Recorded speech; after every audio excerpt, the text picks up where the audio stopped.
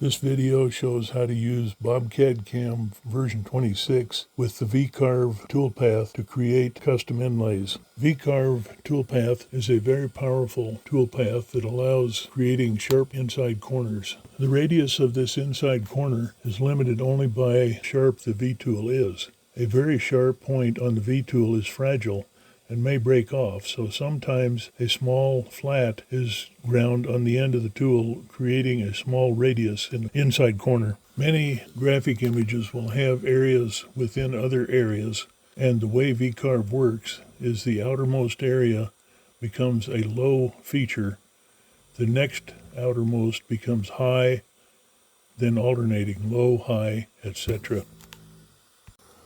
When using the Vcarve finishing toolpath only, the tool will cut as deep as necessary until the top surface reaches the line on the layout. By adding the tapered pocketing feature, a flat bottom pocket can be created, and now the V-tool can be programmed to stop at the bottom of the flat pocket, leaving a flat area with tapered edges. Ryan at cuttingitclose.com has created a number of videos showing how to create beautiful inlays in great detail. He recommends the following dimension to create a small pocket for the glue, a 20,000th inch deep pocket at the bottom, tapered edges, and a small area at the top, which is trimmed off later to create the flat surface for the inlay.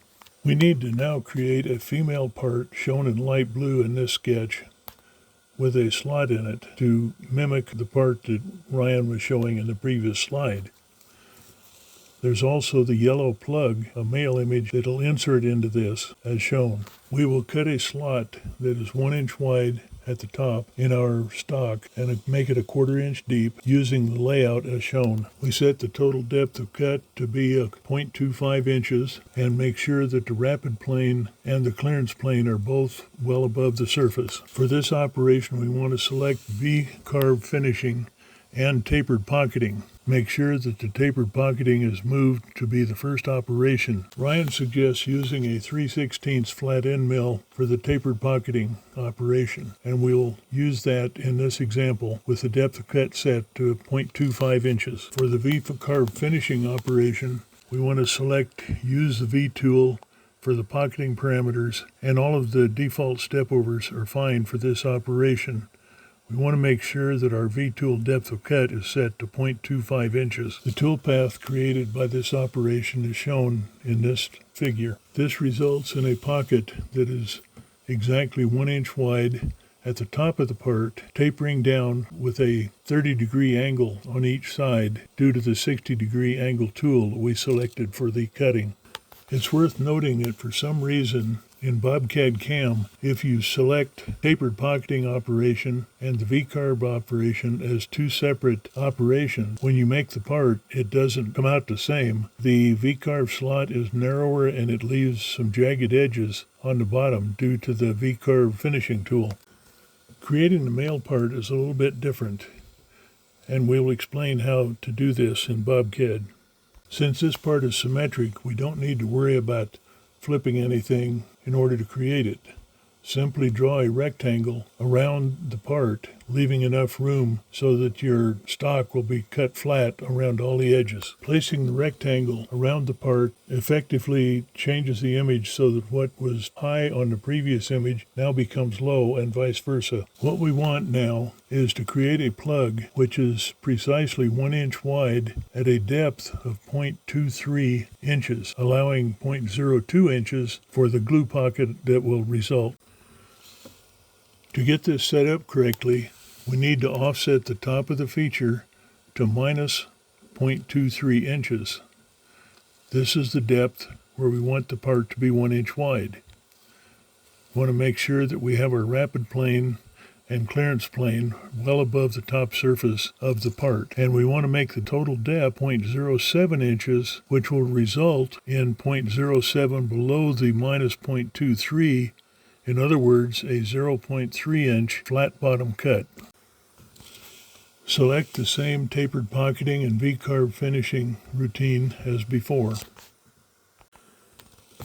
The only difference is that now the pocket depth is 0.07 and we want to make our depth of cut 0.07 to match this.